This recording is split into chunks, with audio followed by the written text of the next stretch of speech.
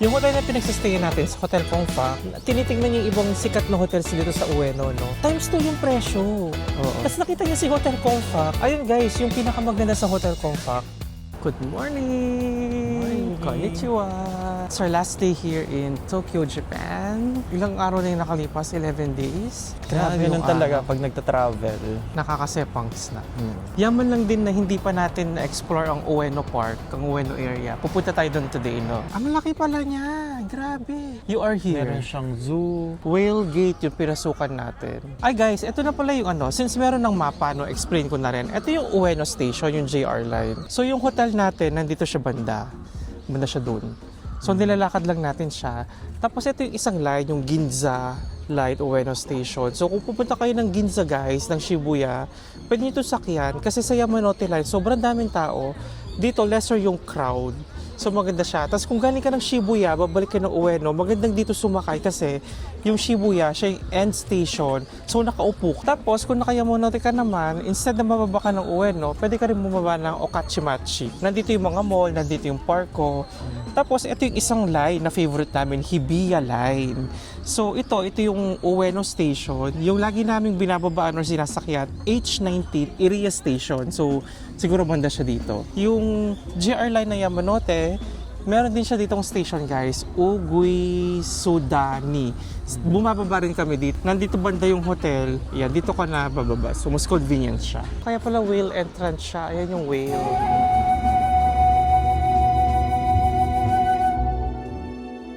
Bago kami pumasok sa park guys, dinaanan muna namin yung temple. Napaka-solemn ng area dito, no? Puntahan talaga siya guys. Ayun, no, meron din sila no, makakamukha dun sa Meiji Temple kahapon. Kung pupuntahan nyo to guys, search nyo lang yung Ueno Park.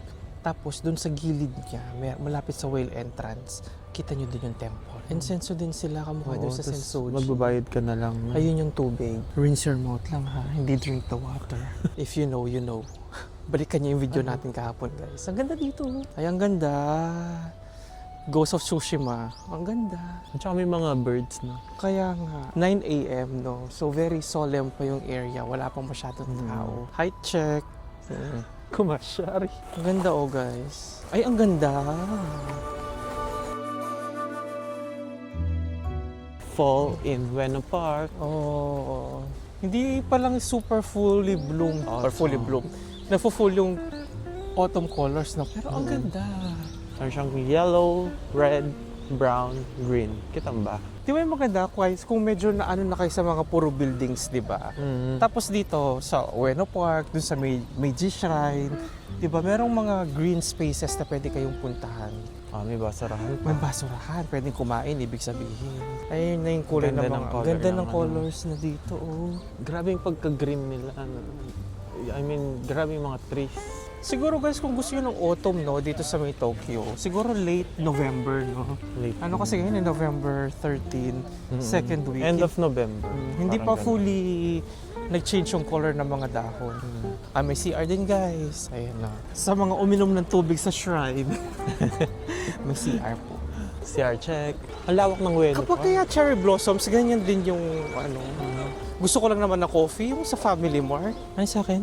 Gingerbread. Gingerbread latte, yung kay SC White Mocha.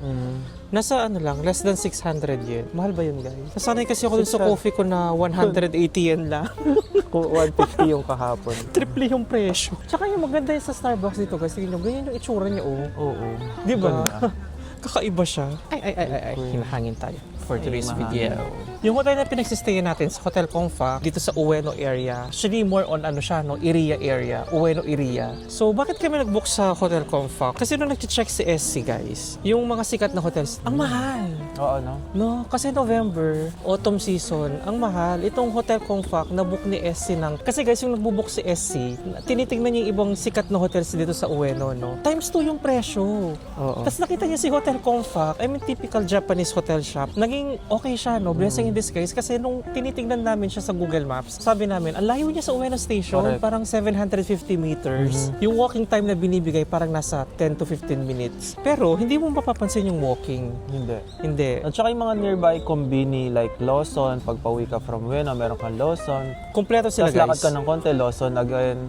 Tapos yung malapit sa hotel is 7-Eleven dun sa right side niya. Tapos papuntang Iria Station, may dalawang Family Mart at saka yung May madadaanan supermarket. ka pa dito, oo. Oo. Ayun guys, yung pinakamaganda sa Hotel Confac, yung supermarket. Kasi kinompare ko yung presyo ng mga 2 liters na tubig. Dun sa supermarket, 75 cents lang siya. Pagdating sa Family Mart, 150 yen. Katabi lang siya nung... sorry. Katabi lang siya nung Family Mart, guys. Yoshinoya. I-search nyo yung Yoshinoya sa may Iriya. Yun yung magiging landmark nyo. Katabi lang yung supermarket. Tapos katabi niya Family Mart. Si Hibiya Line, si Ginza Line, at yung bus papuntang Asaksa. Yung bus, Asaksa 20 minutes, no? 20 minutes. Ang lapit lang yan dun sa hotel, guys. Maglalakad ka lang ng less than 10 minutes. Yung station, diretso na siya ng Asakusa at diretso siya ng Tokyo Sky Tree. Actually, from the Di ba? hotel, walkable yung Asaksa ng around 24 minutes. Oo. Doon na siya kalapit. So guys, consider yung Hotel Confac, #not sponsored. So yun guys, no, I would say, ang ganda magstay sa Ueno area. Tapos, kung sa Ueno area ka, nandiyan lang si Keisei Line, papunta ng Narita Airport. So, very convenient Yeah. for me. Another H&M day. Guys, 10 minutes record breaking. Pag-enter ng H&M. So ngayon, naglalakad tayo from Hotel Confac, punta tayo ng Asakusa. 17 minutes by bus, 23 minutes walk. Tama ba yung pinupuntahan natin? Sinusundan lang natin si Skytree. Oh, eto na. Oh. Hanapin natin yung melon pan. Saan kaya siya banda? Eto na. This- Sensoji Temple. Tama pala yung way natin, no? Nandumiretso pala tayo. Ang galing. Walkable. Balikan nyo Asaksa. yung ano natin guys, Asakusa video. Marami tayong pinagkakain dito, no? Eto yung famous na. Eto na. Galing tayo dito. Ito yung Tayaki. Dito tayo. Dito si Unagi. Ayun, no? Ayun yung Unagi. Oh, daming tao, di ba? papunta doon yung... Papunta din yung melon Uniqlo. pan. Ay, since si melon pan. Daming tao doon sa Unagi, guys. Yung kinainan natin last time. One? Masya. 700. Bale, ito yung missing piece dun sa last Asaksa food trip natin, yung melon pan. Sobrang busog na tayo. Hindi niya Tsaka kaya. mahaba yung pila nun. Hindi na kaya kami in one pumila. day.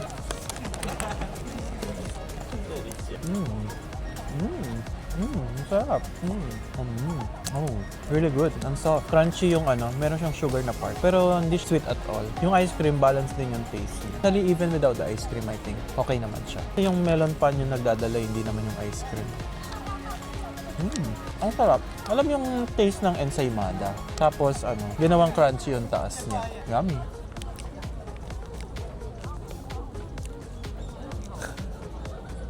Malakas yung matcha flavor pala nito. Di mo naman sinabi. Okay naman. Again, taste is subjective ha. Kung walang pila, worth it yung try.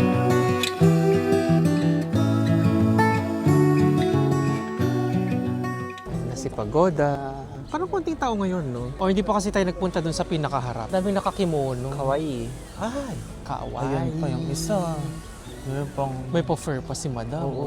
VIP package. O ito na guys, natubok na natin yung temple. So from dito, tawid lang, lalakad lang kayo doon. Doon na yung melon pan. Doon lang siya sa bungad. Alam mo, kailangan kong ma-redeem yung sarili ko. Medyo nagkaka-PTSD ako. Kinakabahan na ako. Nung unang try ko, excited ako. Ngayon, kinakabahan ako. Pressure. Napipressure ako. Number, 69. Alam, may nagbalik. Bakit may naunang lumabas?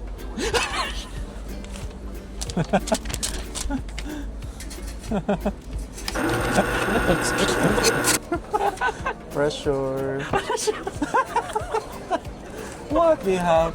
It's Bad fortune. bad fortune. Bakit ka ganyan, Asaksa, nung ginawa ko masama sa'yo? Huwag mong hawakan, baka lumipat sa'yo. Ayaw nga pala. O sige lang, o go. Babalik natin. Bakit naman Nabasa mo na ba? gano'n? Same lang naman. Bad fortune.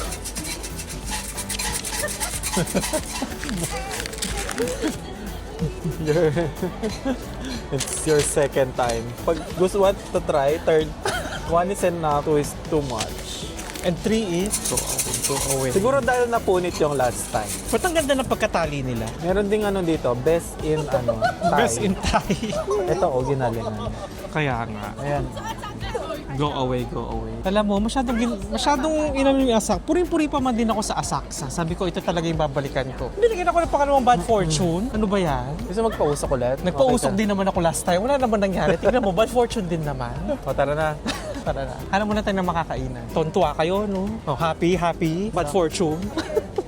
Any last word? And the last word, babalikan kita. Asaksa. Until sa susunod na pagtotoo. Let's say goodbye to Asaksa. Bye, Saksa. Sarap, Pero pero masarap din dito. palang umupo dito, no? Kaya nga, nag-ano na naman kami guys, quiet times. Ang tagal namin doon, halos isang oras lang kami Recharge. nakaupo. Bye-bye na Asaksa. Bye, Sensoji Asaksa. Temple. Parinig niyo yun guys. Dito dumadaan yung tren. Nasa bababa. So ito palang shore yun, nandito siya sa may yung Ameya Yocho.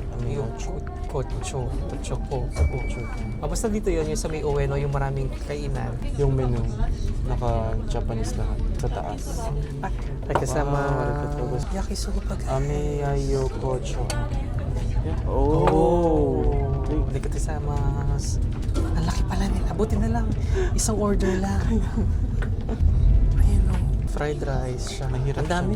Kalaki ma. Sarap. Legit. Sarap. Sarap. Sarap ng yakisoba nila. Masarap.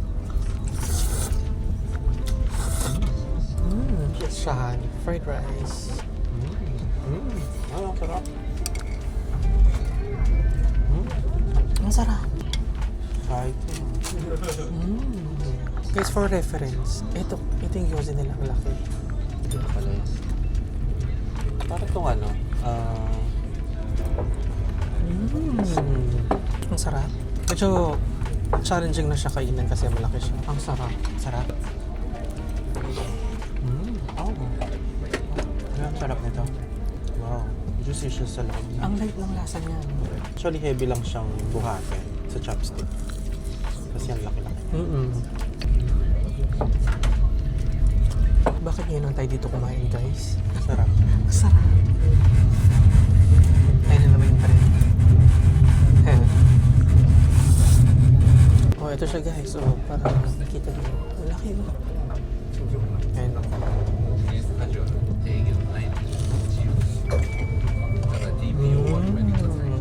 Ang sarap sa sofa. Legit yung dun sa baba niya. Parang luma, makaluma.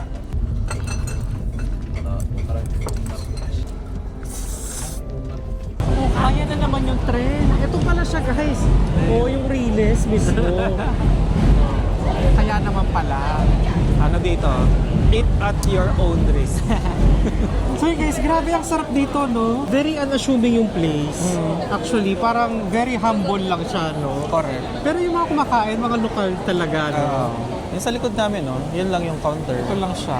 Ayan, no? So, So yun guys, no, tingnan natin tong opportunity na magpasalamat sa lahat ng sumama dito sa biyahe natin, no. First time natin sa Tokyo, super nag-enjoy tayo, no. Grabe, ibang-iba talaga siya. Ito yung top of the list ko na puntahan talaga Tokyo. Tagal ko na siya gustong puntahan. So yun guys, again, thank you so much sa pagsama sa 11 days dito sa Tokyo, Japan. Arigatou gozaimasu. Arigatou gozaimasu. Gozaimasu. Maraming salamat sa pagsama and samahan nyo kami kasi meron pa tayong next adventure na gagawin in the next coming days. So, Until the next vlog, abangan niyo yan. bye! Bye!